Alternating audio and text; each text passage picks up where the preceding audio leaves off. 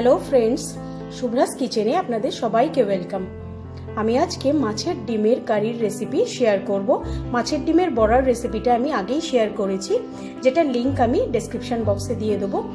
আজ আমি মাছের ডিমের কারি করে দেখাবো, যেটা অসাধারণ লাগে খেতে। তাহলে চলুন দেখে নিই মাছের ডিমের কারি করতে আমাদের কি কি লাগছে। মাছের ডিমের বড়ার কারি করার জন্য এখানে আমি মাছের ডিম ভেজে নিয়ে নিয়েছি, যেটার রেসিপিটা আমি ডেসক্রিপশন বক্সে দিয়ে দেবো লিঙ্কটা। মাছের ডিমের বড়া নিয়েছি, এখানে নিয়েছি তেজপাতা, দুটো তেজপাতা নিয়েছি, আর সাদা জিরে নিয়েছি, পরিমাণ মতো হলুদ, জিরে গুঁড়ো 1 চামচ, ধনে গুঁড়ো 1 চামচ, আর এখানে নিয়েছি দুটো পেঁয়াজ, একটা টমেটো, 1 ইঞ্চি মতো একটা আদা, 7-8 কোয়া রসুন, 4টে শুকনো লঙ্কা, আর গোটা গরম মশলা। এই মশলাটাকে আমি মিক্সিতে পেস্ট করে নেব। এখানে যা যা আছে সবগুলো একসাথে মিক্সিতে পেস্ট করে নেব।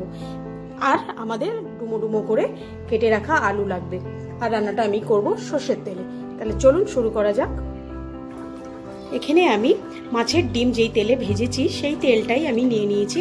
অতটা তেল রাখিনি, কিছুটা তেল আমি কমিয়ে নিয়েছি। এবার তেলটা গরম হয়ে গেছে, এতে আমি তেজপাতাটা আর সাদা জিরেটা ফোড়ন দিয়ে দেবো।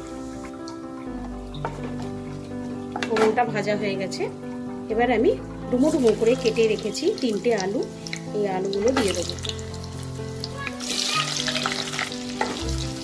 আলুটা আমি লাল করে ভেজে নেব। আলুটা ভাজা হয়ে গেছে, এবার আমি মিক্সিতে পেস্ট করে রাখা মশলাটা দিয়ে দেবো।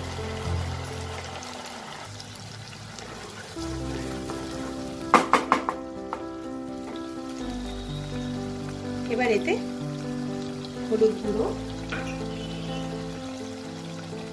জিরে গুঁড়ো, ধনে গুঁড়োটা দিয়ে দেবো।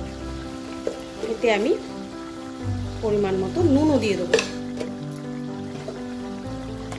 দিয়ে মশলাটা তেল ছাড়া অবধি, যতক্ষণ তেল না ছাড়বে ততক্ষণ আমি এটাকে ভালো করে কষিয়ে নেব। মশলাটা থেকে আমার তেলটা আলাদা হয়ে গেছে। এবার আমি এতে অল্প জল দেব।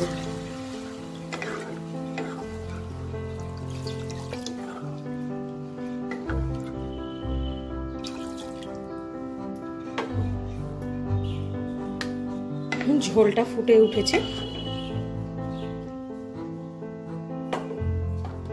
আমি এটাকে এখন ঢাকা দিয়ে দেবো। ঢাকা দিয়ে যতক্ষণ না আলুটা সেদ্ধ হবে ততক্ষণ আমি এটাকে রান্না করব। 15 মিনিট পর আমি ঢাকাটাকে খুলে নেব, দেখে নেব আলুগুলো সেদ্ধ হয়েছে কিনা। আলুটা পুরো সেদ্ধ হয়ে গেছে।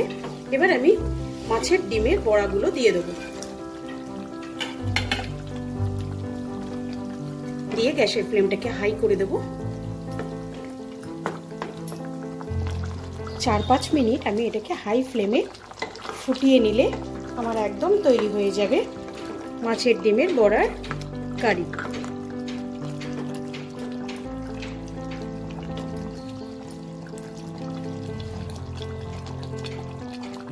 মাছের ডিমের কারিটাকে আমি সার্ভ করে নিয়েছি। আপনাদের যদি আমার এই রান্নাটা ভালো লাগে, লাইক শেয়ার অবশ্যই করবেন। আর যারা আমার চ্যানেলটাকে সাবস্ক্রাইব করেননি তাদেরকে অনেক অনুরোধ, আমার চ্যানেলটা আপনারা প্লিজ সাবস্ক্রাইব করে নিন। তাহলে আমি আরও নতুন নতুন রেসিপি আপনাদেরকে বানিয়ে দেখাতে পারবো। আজ আসি, আবার আসবো নতুন কোনো এক রেসিপি নিয়ে। বাই।